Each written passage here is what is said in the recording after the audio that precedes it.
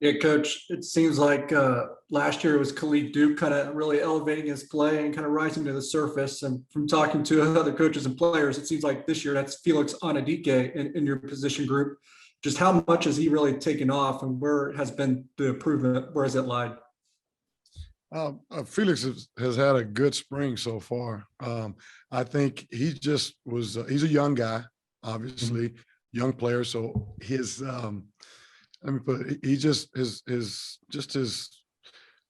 technique, his knowledge of the game.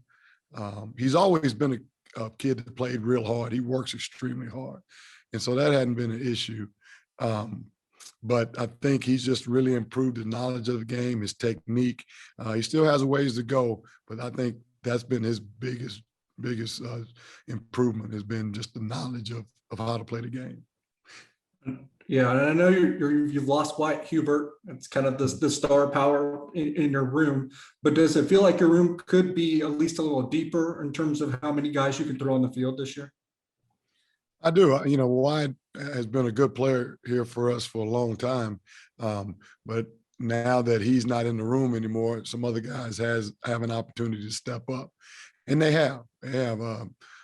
Spencer Trussell's probably had the best spring of all my defensive ends to date, and he's playing really fast. He's playing with a lot of confidence. He's understanding our scheme.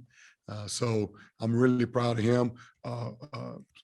Bronson Massey is back, you know, for his 6th year, for that extra year, which is really brings a lot of experience to our group. And so we're happy with that. And then you have, you still have Khalid in the group. You got Kamari back, you know, you got Brendan Mott is making some strides.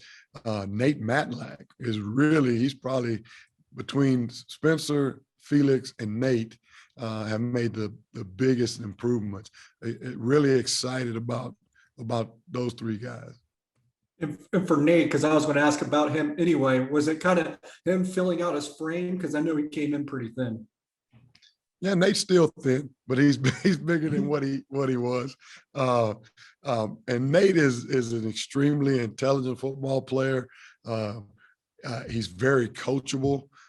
He works extremely hard. I mean, he has all the intangibles that you look for in a football player.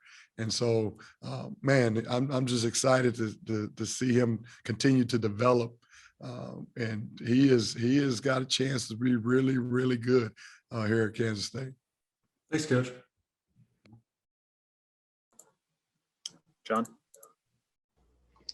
Yeah, Buddy, is Nate somebody that can have a legitimate role for you guys this year, you think?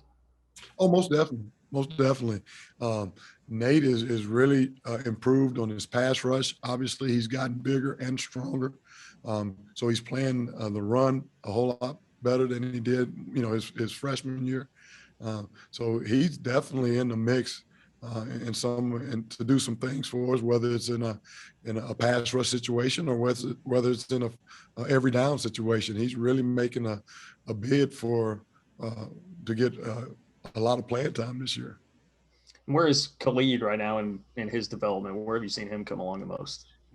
Oh, last year, you know, Khalid made a big jump last year, and he's continuing to grow as far as just technique, playing with lower pad level, those type of things. You know, obviously the thing he does best is rush the quarterback, you know, and so he's continued to work on that.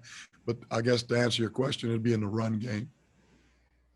Is it kind of daunting to think about as a defensive line having to replace not only Wyatt but Drew Wiley too, and what those guys gave you last year? No doubt. You know, a lot of experience, very talented, both of them very talented football players, a lot of production between the 2 of them. Leadership was outstanding. You know, because they've been in the room a long time, so other kids looked up to them. So, you know, losing that was big, but we're excited. I know as a coaching staff, we're excited about those younger guys coming on, and now they're starting to, their personality is starting to come out a little bit, and it's exciting to see. Appreciate it, buddy. Thanks. Fitz. Coach, good to see you. You only have 2 defensive ends on the field typically at a time, unless it's a pass rush package or something. But how are you going to balance all these guys that apparently are proving that they can get on the field for you? Tim, as you and I both know, competition makes everybody better. So that's going to really, in my opinion, that's going to just help that room continue to get better and better. Obviously, we got to be careful. Some guys can play more plays without getting tired. Some guys get tired a little faster. So I got to make sure that when they're out there, that they're fresh and that they can give us great effort, because that's what we're going to pride ourselves on this year is giving maximum effort on every play. And hey, we got enough guys that, hey, if you get a little tired, just let us know. We'll get somebody else in there. So we're going to do it by committee, I guess is the best way to put it. And these guys will know their role. We're still developing those roles right now as we go through spring ball and through the summer and into fall camp. We'll continue to develop everybody's role, and obviously the more the merrier, in my opinion, because I love to see a lot of guys. I love to play a lot of guys, period. And the more I can play, I think the better we'll be. You mentioned that competition factor. Is it just so obvious these guys, they can't take a play off, they can't loaf, they've got to show every time they have an opportunity? I think that's happening at a lot of positions, but especially at defensive end. Hey, if you want more snaps, then you have to show me that you got to earn those snaps. And we're not going to let anybody slack on the field. We want to make sure everybody's running to the ball, everybody's giving their best on every play. We're playing for each other, and that's what I like about my group. I think that they really like each other. They're really playing for each other, and it's a fun room, very fun room. I have to admit, I'm kind of excited to see what you put out there on 3rd and long situations. Even if you can put 4 ends on the field, is it hard to pick who would be in that so-called jet package? Yeah, right now it is. There's a lot of guys that are fighting for those positions. We don't have a dominant guy like Wyatt at that position, but I do think that we have a bunch of guys, more. We got 3 or 4 guys, even 5 guys that we can go to that can give us some production at some time. At least we're hoping that's the case. And in the spring so far, it's been good to see. It's been good to see. Thanks, Coach. If you need to get some advice on how to put weight on, I'm your guy. I'm good at that. All right. Last one here, Derek. Yeah, Coach, if I'm recalling correctly, I think you're one of the few guys that already knew Coach True before he got to Manhattan. Just what was your interactions been like before that, and how has he embraced and fit into your program?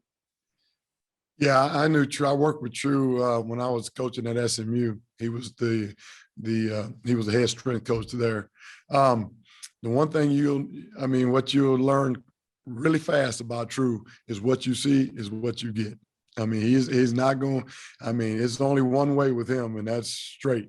There's no left or right. It's one way, and he's very loyal. He believes a lot in culture. The culture of your program is established in the weight room, and whatever Coach Kleiman sets that culture to be, that's the way it's going to be in that weight room. And our players, I think, are really excited about that. Initially, probably a little scared. I was afraid, a little apprehensive. Whoa! But I think they're buying into it, and they're really enjoying the how hard they're working, and just the discipline part that we need for this football program. That's one of the big things that we've identified as being something that we need to improve. And so I think that starts in that weight room, and I think True is doing a really good job when it comes to that.